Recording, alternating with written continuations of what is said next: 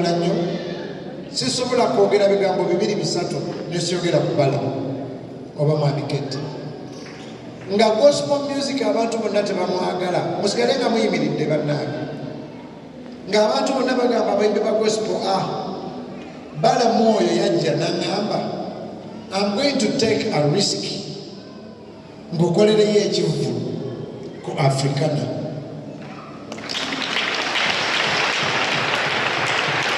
Ate ye Mwami Ketti ye yajja n'atekinga risk nga ndi mu doomu contract yange yasooka nali mu S5 mu dormitory. Mwami Bala mwono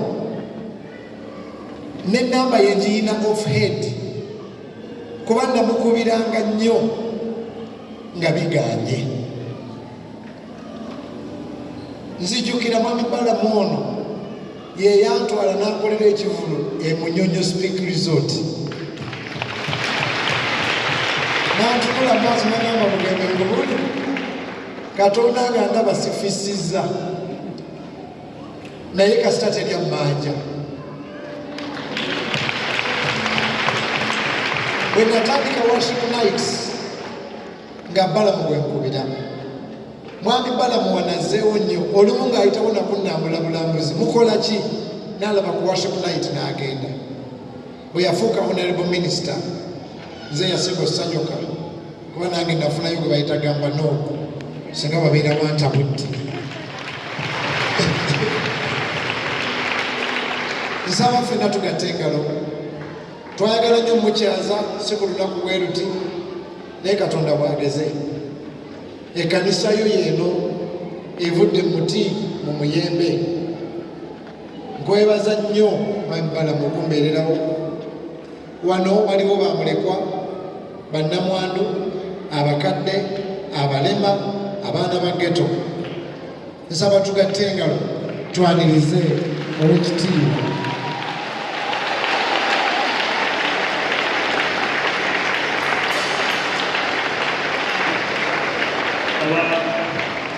Abakristaayo abalokole abasiraamu kuba ngambye wano leero mwena ffenna be tuli nsanyusa nnyo okubeerako nammwe.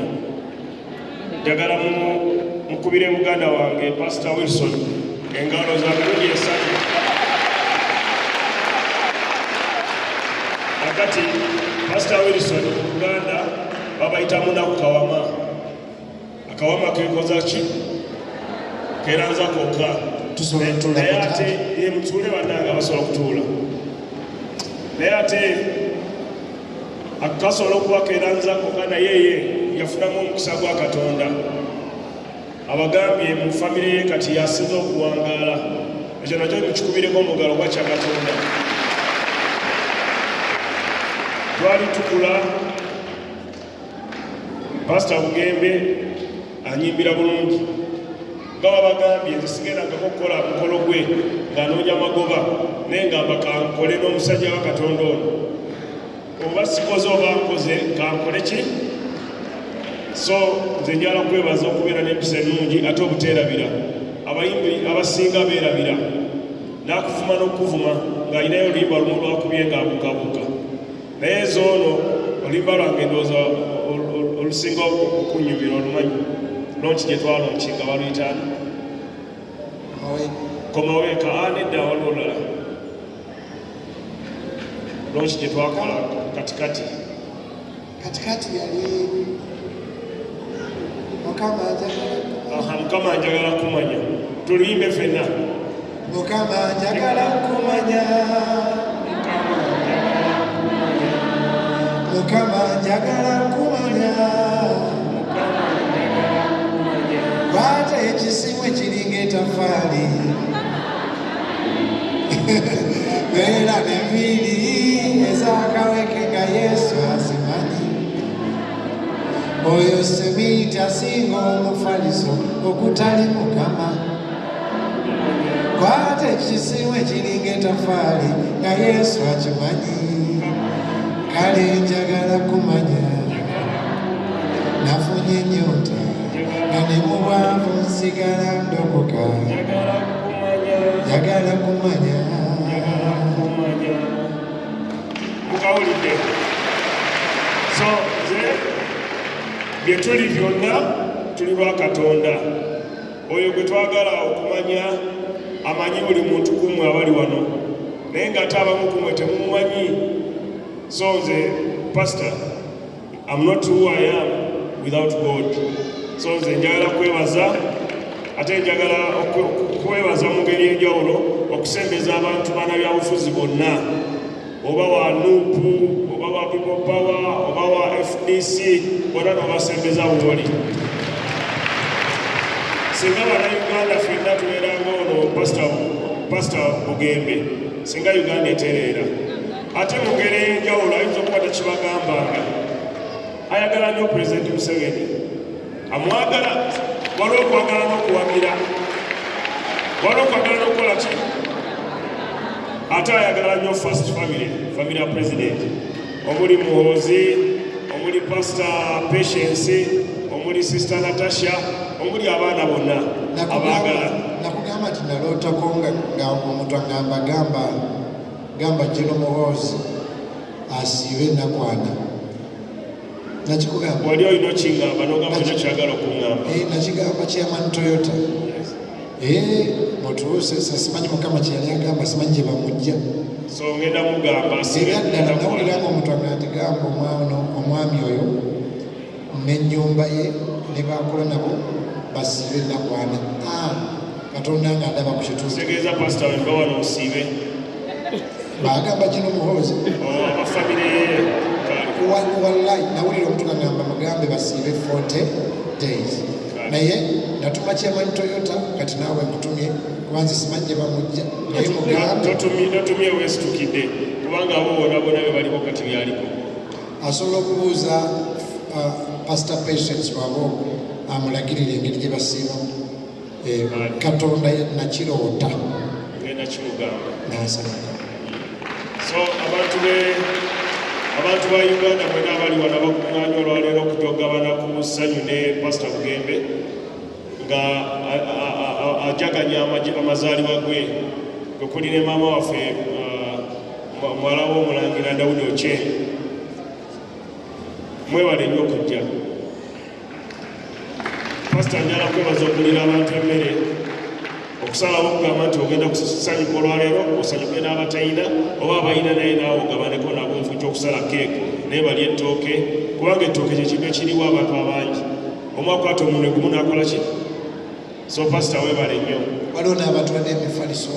Ate njagala kwebaza okutandika ekibiina eky'abaana abazaala nga be bazaalamu nga tebategedde abaana abo children ba mother ba child naye nga te mother okubeera ng'oli bebi ate n'obeera bebi naye nga bakukwase bukwasi ku kkubo n'ebirala. So njagala kwebaza wamu n'oli omuvubuka gugambye ayina abaana 300 ngenda kujja kukyalireko obwo ngenda kujja obwo. Njagala gavumenti ekumanye nti olabirira abaana ba Uganda kuba ndi minisita w'abaana nina okumanya abaana abo babeerayo batya era obeerawo otya nabo. Ssabasonyiwa abakulu tebabasalamu naye ekibi wafuuka minisita ate nkumanyi ndi muganda wo. Tulabirira abaana Mercy Child Care ewakiso Mende ewali Mercy Hospital ewali Wakiso International Schools ewali Mercy Teresa akantu kanusa ewali Mercy Schools naye okufuna license erabirira bamulekwa si kyangu. Emabegakawo byali bikalubye naye ne batulonda mu Uganda nga ffe bamukatire nga ffe bamu abasinga olabirira abaana obulungi mu Uganda. Naye mwami balamu kati okuva n'olwaleero ekitongole ekigaba layisensi z'okulabirira abaana nze mukama waabwe ngenda kubawa ekiragiro tebakutawaanya n'olunaku olumu kubanga olabirira abaganda bo kuba singa naawe Katonda teyakulabirira singa toli nga bw'oli kubanga oli mulekwa. So boolabira nabo baki. So tewali muntu alina kutawaanya abantu era nakigamba abakkiriza basitaafu bange nga tugenze ku Watoto Essuubi omuntu yagula ettaka eka 6 n'azimbako amaka agalabirira abaana ate najja n'abagamba nti waliwo omwana gwe basudde Masindi twagala kumuleeta nti gwe tokkirizibwa genda Masindi n'abagamba ekyo kikome omuntu yenna asobola abakkiririza mwono bangi obanga alina abakkiriza be nga bali Arua nga balina omwana gbalina okulabira wa Arua amuleeti tuleme kutawaanya abantu kubanga be bana bosanga nga bakuba bano gwe muyise King Solomon ng'alinga King Solomon ng'abeera n'ebitayimbwa nga kubanga bw'ayagala so pastor ku lwa ministry tekijja kuddamu kubeerawo ne ku lwa gavumenti ya president mbadde nkwebaza nti ebbaluwa bwe zaatuka ku ofiisi yo zaayanguwa nnyo tetwaddamu kufuna mutawaana tweyanzizanyusa tujja kulongookera ddala so mwena abanange mwe bali kujja mukwano gwange Alison Karuhanga ne mukyala we bakugulidde sukaali ensawo 25 sukaali oyo ava mu Bugiri Sugar naye bangambye tebaliiwo nenda kuba manager esimu ajja kumuleeta kumusipakingira abantu omubawe bamunywe olunaku lwonna lwonna bwina naye nga zijja kuba ensawo 25 tweyanziza engalo bannange bebanyini abusibu banyiniyo naye bawagidde Bugiri Sugar be bamu ku bawagira enkulaakulana mu Uganda so bagambye era bagambye ne bagamba it's okay that man is a good man, is a man of God, is our brother, take 25 bucks, announce 25 bucks kati nze sobola kuva wano nga nange sigambye nti ndekeddeko omuganda wange bokisi za tayiro zawe kakadde kamu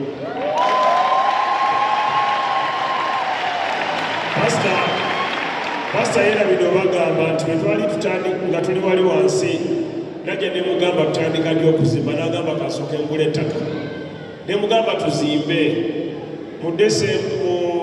yali Desemba akalulu akawedde nga tugenda mu kalulu ne mugamba tugenda wa President Museveni nga tuli ne bapasita abalala balinga 10 bwe twagenda wa President President n'abuuza pasita buli omu n'awandika kyayagala okukola ki okumukwatirako nsubira mukama wange yakukwatirako yanamba mulabe ng'okulonda kuwedde kunoko nenda kujjukiza noonya wenzirayo ndaba kati ngenda mugamba President abantu abo bazibe kuulya pasita Bugembe kangambe General Lweiso amujjukize baluwa General Lweiso yatuguzeeko ttemu 10 ku Serena era ziba za President Museveni yaguze zaza President Museveni yaguze then nangamba mpandike ebbaluwa ayinza otukwatirako ku jaaji katulinde nakyo kiwedde pasita ekyo kiwedde bannange ekyo kukitwale nti kiwedde pasita wano wootuuse tulina okukwatirako nga gavumenti era pulezidenti agenda kukwatirako